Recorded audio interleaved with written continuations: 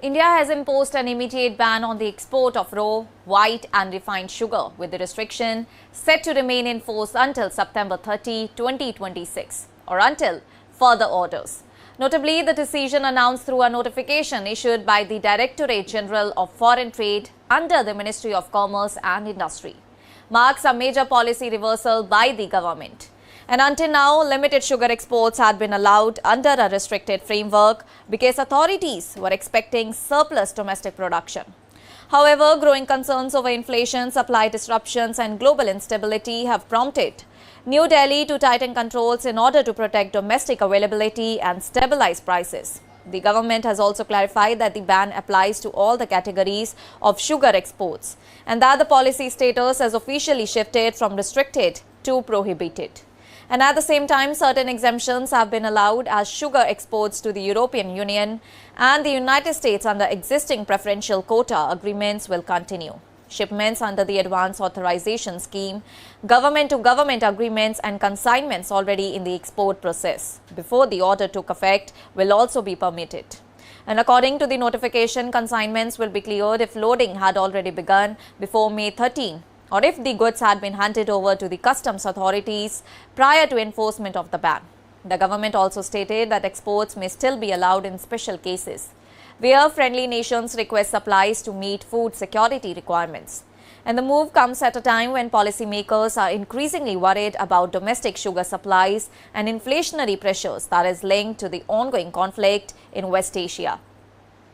Well, rising geopolitical tensions have already disrupted global shipping routes and fuel markets, which led to higher freight costs and fears of broader supply chain stability.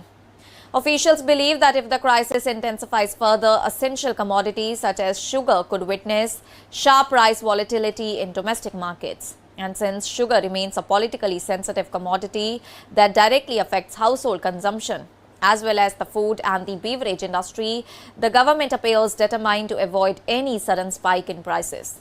There are also concerns about the outlook for the next sugar season. Experts have warned that production during the 2026-2027 cycle could decline if monsoon rainfall weakens because of possible El Nino conditions. Authorities are additionally monitoring the risk of fertilizer shortages linked to instability in West Asia, which could impact agricultural productivity and further tighten sugar supplies. Industry estimates suggest that India is expected to produce around 275 lakh tons of sugar during the current season, while domestic demand could reach nearly 280 lakh tons.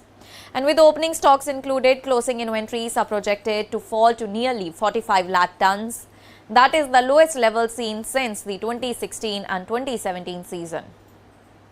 This has also strengthened the government's argument for conserving supplies instead of allowing unrestricted exports. The export ban also comes shortly after the government raised import duties on gold and the other precious metals in an effort to curb non-essential imports and preserve foreign exchange reserves. Analysts believe that both the measures reflect a broader economic strategy that is aimed at shielding India from global volatility and inflation risk that is triggered by the West Asia conflict and rising crude oil prices.